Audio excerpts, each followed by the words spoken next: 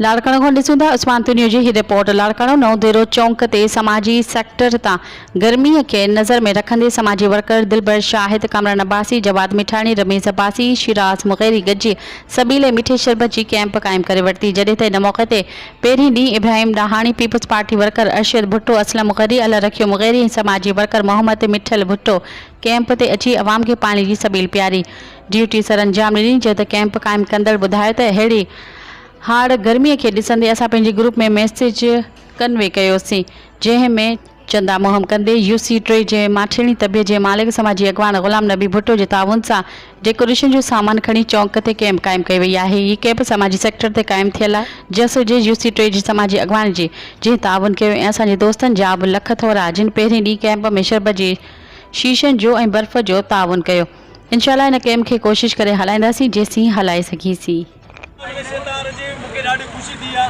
हिकिड़ो असांजो ग्रुप आहे पंहिंजो पर्सनल दोस्तनि जो, जिते जेको मैसेज कन्वर्ट कयो त महिरबानी करे सभु दोस्त ॿ सौ रुपया कढो त असां कैंप हिकिड़ी क़ाइमु कयूं जंहिंमें माण्हुनि खे पाणी थधे पाणी सभी पीआरे। हुन में अलहमदुलिल्लाह दोस्तनि घणो तवान कयो ऐं हीउ शामियाना आहे जेको डेकोरेशन सामान आहे। इहा बि हिकिड़ी सीक्रेट जेको शख़्सियत आहे जंहिं चयो आहे त मुंहिंजो नालो न खणो, बाक़ी तव्हां जेतिरा टाइम हलाए सघो भले हलाए सघो था। हुन में बर्फ़ बि तव्हां आहे, बाक़ी शरबत जा शीशा इंशाअल्लाह रोज़ाने बुनियाद ते असां दोस्तनि खे अपील कंदासीं जेके ॼण चाहिनि अची कैंप ते ॾेई वञनि। जवाब बि सुबुह जो कैंप 12 खां पोइ मौजूदु हूंदो, अची ॾेई वञनि इंशाअल्लाह। हिन दोस्तनि खे जेके बि शरबत ॾियणो आहे या बर्फ़ ॾियणी आहे महसूस थो थिए। ये पंहिंजी कैंप जेको समाजी सेक्टर ते लॻाई आहे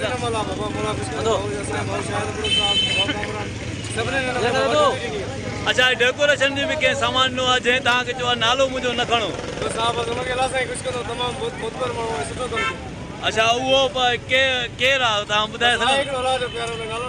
अच्छा हुन मना कयो आहे पाणी ऐं शरबत पीअंदे हिते समाजी सेक्टर थी कैंप आहे। ॾाढी ख़ुशी थी थिए समाज जेके कम में इंसान खे भलाई लाइ सुठो आहे। गर्मी लॻी पई आहे, गर्मीअ में सुठो कमु करे रहिया आहिनि, ॾाढो मज़ो पियो।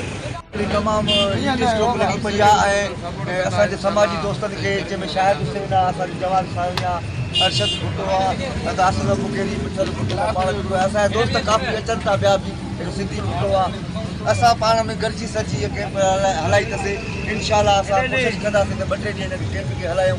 तमामु घणी गर्मी आहे ऐं तमामु सुठो दौर में अहिड़ा शरबत था हलनि। असां समाजी कारकुननि खे सलाम पेश था कयूं कि अहिड़ा शरबत जो भाऊ शाहदारनि जो जवाद मिठाणी जो ॿाहिर जेके असां बीठा आहिनि, जेतिरो हाल अथनि तेतिरो कोशिशि था कनि था। लख शाबत अथनि अहिड़ी गर्मी में तरसी सघो था। तो वॾी महिरबानी। ख़ुशि थी आहे मुंहिंजी दिलि इहा थी चवे त 5 तारीख़ मां पंहिंजी पघार मां